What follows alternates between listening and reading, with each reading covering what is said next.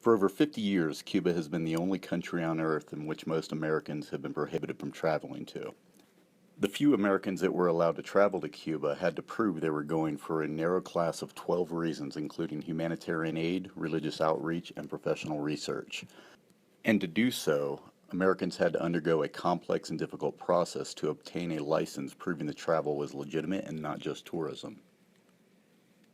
The reasons for this relate back to Fidel Castro's gaining power and nationalizing the American oil industry in Cuba in 1960. In response, President Eisenhower placed the first U.S. embargo on Cuba that has existed in various forms to this day. In 2014, President Obama made news by formally resuming diplomatic ties with Cuba, followed by minor lessening of restrictions on American dealings with the country. In the fine tradition of American journalism, this was widely misreported as the president lifting the embargo on Cuba, something that only Congress can do since the embargo is actually a series of U.S. laws passed by the legislative branch. However, the executive branch is given a fair amount of discretion in how it chooses to enforce those laws. So what the president actually did was say they would no longer require a license and would simply take your word that you were traveling to Cuba for permissible reasons. Wink, wink. So, like many Americans eager to see Cuba before it changed, in May I headed off to Cuba to satisfy a professional interest in maritime crime and engage in professional research. Apart from the miserable heat, the first thing you notice in Cuba are all the old cars, a fixture of Cuban life since the embargo. Most have had their engines replaced long ago with unreliable Soviet diesels, but in Cuba, any car is a luxury, especially since most have been turned into taxis to shuttle tourists around. There are also bike taxis that are far more common, and animal power is still commonly used for travel and work.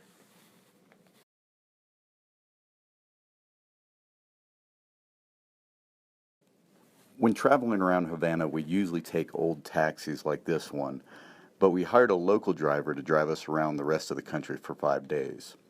Pablo came highly recommended, not only because he spoke English and was a great guide, but because he drove one of the highly coveted Hyundais, which was considered the most reliable vehicle in Cuba. Not to mention it had air conditioning. Pablo lived up to his billing and loved to tell us all about the history of Cuba. This name is Hotel Panamericano, and then this is the Pan American Village, and this is the name of this village. This was the village built to know for the Pan American, and it's before Cohiba. And it was a terrible moment because it was the beginning of the economic problem for us, Yeah. Because before Russia gave us all kind of support, and then we used to live here a very strong communist life. Yeah. Because if you have all kind of support, managers and Fidel and everyone, they were very strict. Though Raul Castro has undertaken a lot of reforms, including private ownership of many businesses, the remnants of the country's communist past were always present.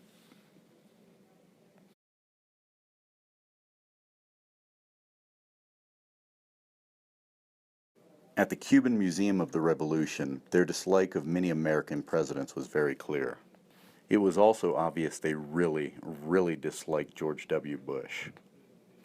Surprisingly, though, another president, Lincoln, was actually revered as a hero of the Revolution and was given a special place of honor in the museum. Also surprising to me was the completely ironic existence of a chintzy, overpriced souvenir shop in a museum dedicated to the Socialist Revolution. Surprisingly, though, capitalism is alive and well in Cuba, especially since Raul Castro took over. Though state-owned businesses and restaurants still are common, many businesses are now owned by individuals who, like in the U.S., simply have to pay government taxes on their income. Though there are a few stores like we're used to seeing, most purchases are made in open-air markets and from street-side vendors.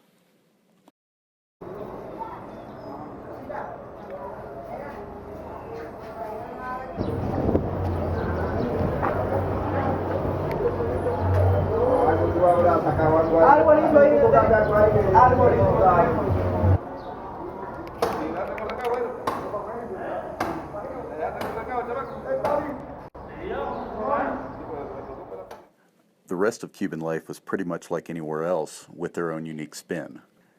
They had doctors' offices, though few were air-conditioned, much like everywhere in Cuba. They also had many of the same amenities Americans are used to seeing in their towns, such as libraries and gyms.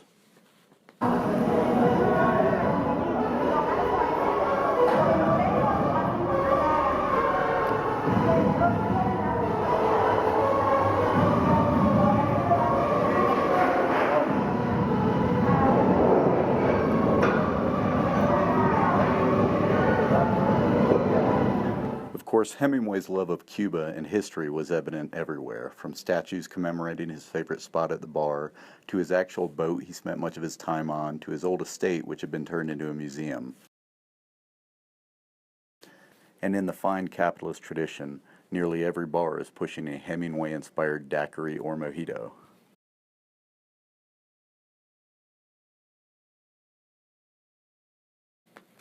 The cigar industry is a major source of revenue for the Cuban government, as well as one of the larger employers, since most Cuban cigars are still hand-rolled in several state-owned factories.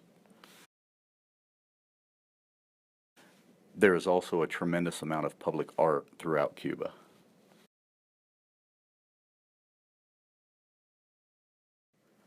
Some of it was stunning, and some of it was just weird.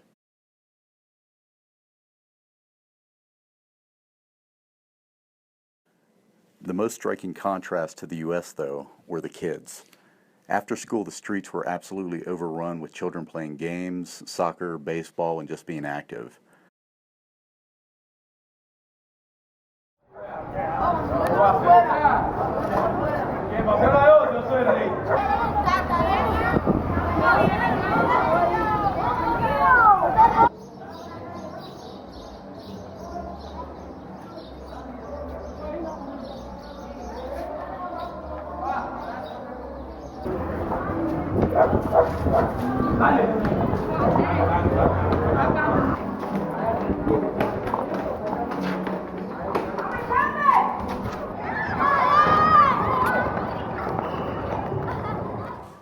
And then there's the music.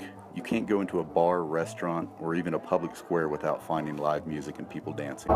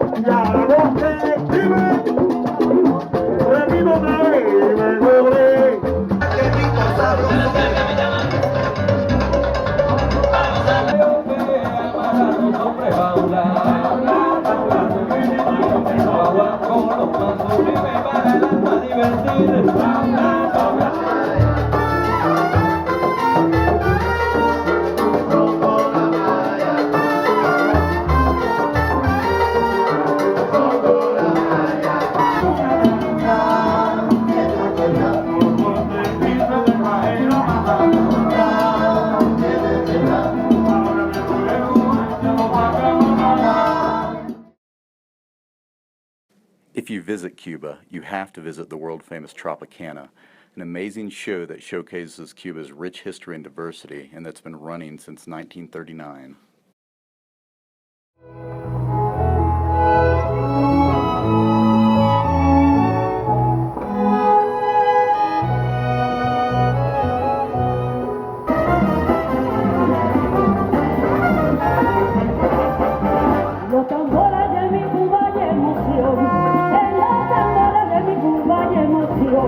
Cuando resuena con el quintico del cerro, tu bumba bumba me llega hasta el corazón.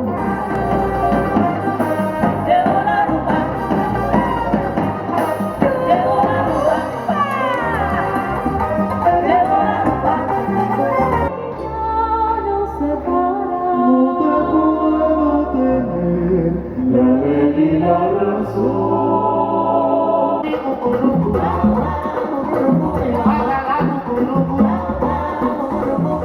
At the end of the show, they invite the audience to join the dancing on stage.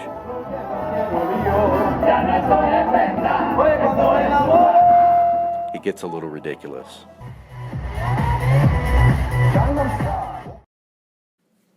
Cuba is one of the few countries I've been to that I can't wait to get back to. It's beautiful, the people are warm, and despite the propaganda, they welcome Americans.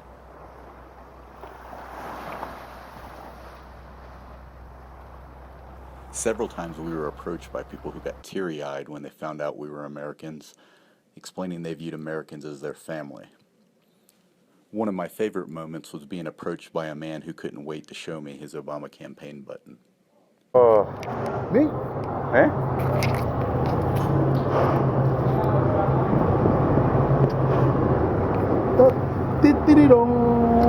Obama. Y en tus besos yo encontraba el calor que me brindaba el amor.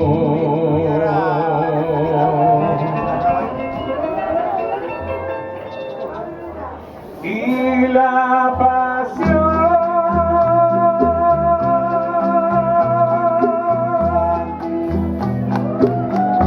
Gracias. Thank you.